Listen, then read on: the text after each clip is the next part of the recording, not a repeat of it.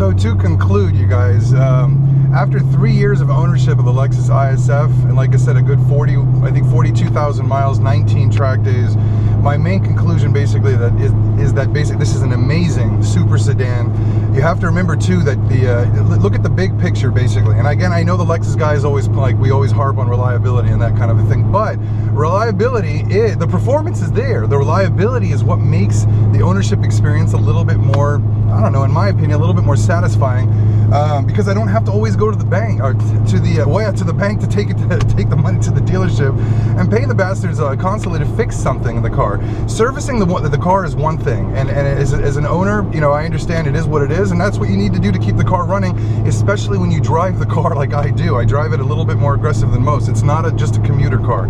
This is like kind of a track toy as well as a daily driver basically. So in terms of the big picture, in my opinion, you can't beat it.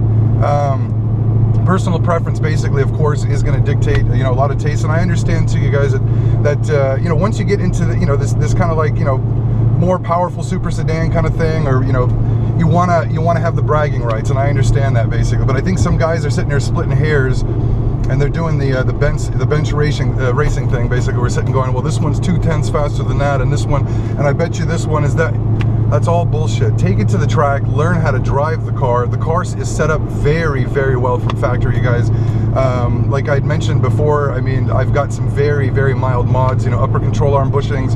I've got a rear sway bar that's 3 millimeters wider than standard, so nothing super significant. And then I've got the, you know, the wheels and tires basically. And I did go with a much wider footprint, as I discussed before, the 255 in the front, 295 in the back.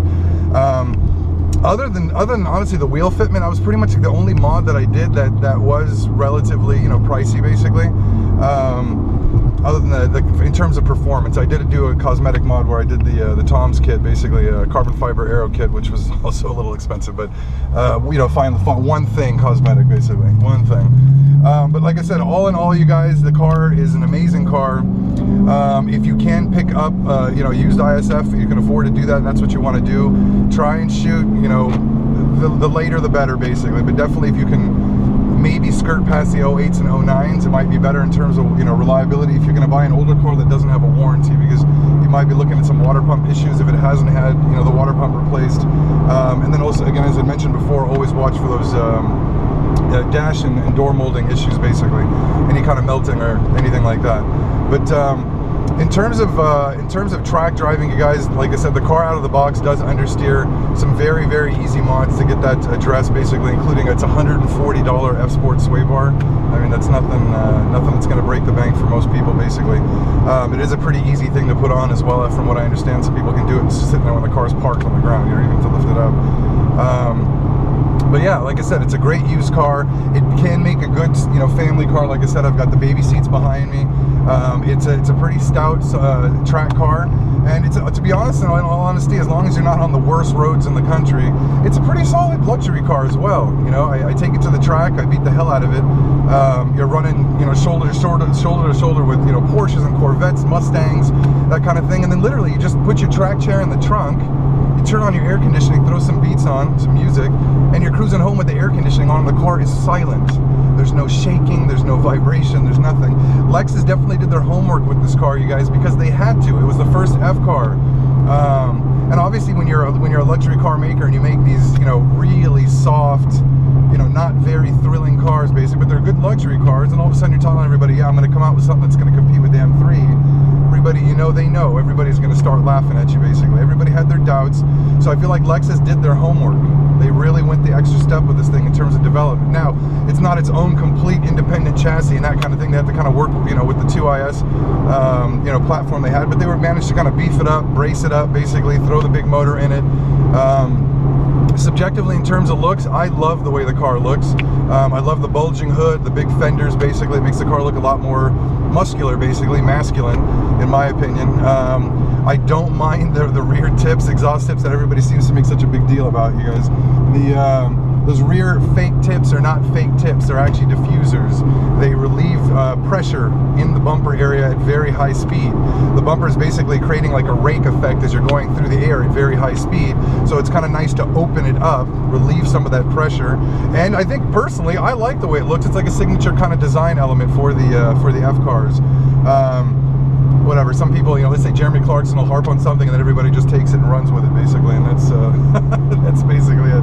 I like it, I don't mind it. Some guys will modify their tips on the exhaust. You can take out the fake diffusers and throw in, you know, you can extend your own tips, basically, or just, you know, have new mufflers thrown on. But like I said, all in all, you guys, it's a great car. I will admit, though, because we are finding that the ISF is getting a pretty solid, I'm going to say a cult following, but it is picking up a solid following. It's got a good, solid, normally aspirated V8. It's got some good mods. It's not an expensive car to own relative to some of its competition, basically, and it looks good. So what we're finding now is some of the prices are actually going up. I've seen, let's say, some of the members on F the Track who are selling their cars right now. Some of them are selling their cars and offering, and even getting getting bites, basically, at $6,000 over sticker. I mean, that's not sticker, over excuse me, Blue Book, which is pretty significant. So if you do have an ISF and you're watching this video, you guys, and you're planning to sell yours, you might want to hold on to it for a little bit. I think numbers, I'm just saying, going to go up, and I definitely think they're not going to go down as quickly as some of the you know, the standard Lexus models are, basically, here. Like I said, $6-7 over Blue Book, and they're getting them, especially with all the mods. A lot of the owners do have some nice mods on these cars, and they do them well. And I'm not going to say it's becoming like the NSX, but I mean, basically, let's say there's 5,118 ISFs. There's 9,500 Acura NSXs. Now, if any of you guys are, I don't know if you follow any of that kind of stuff in terms of the market of those cars, or some of the older JDM stuff, basically, those cars are holding their value like crazy. I mean, those things are going $95,000 brand new. They'll be like 23 years old, and they're still fetching like $60,000, $50,000, that kind of thing, depending on their mods and their condition. But they're holding their value like crazy. I did a photo shoot for HRE Wheels, and the photographer had a really nice lowered NSX. Just in the like 2 hours that we were doing the photo shoot, we had 3 people pull up and ask to buy the car. And when he told them the price, they were like, "What the hell are you talking about?" He told them, go find another one. So I think what the ISF is going to become over the years, basically, it's going to become, you know, fewer and further between. And then as like I said, as most of the cars are going normally aspirated, you know, you've got those V6s that don't sound very well. This is, you know, in terms of used car that's reliable, something you don't need to worry about. It's a great value. It sounds great. It's got a lot of character. And like I said, it's not going to leave you at the dealership scratching your head and then holding your ass too, because they got you. So it's a great car, you guys. If you can find one, you might want to pick one up. You guys who have them, if you don't need to get rid of them, hold on to them, man. I think these things are going to hold their value for a little bit.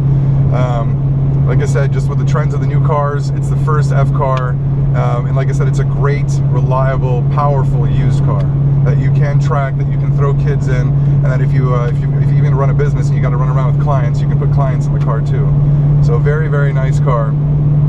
I hope you guys enjoyed my first F the Track vlog.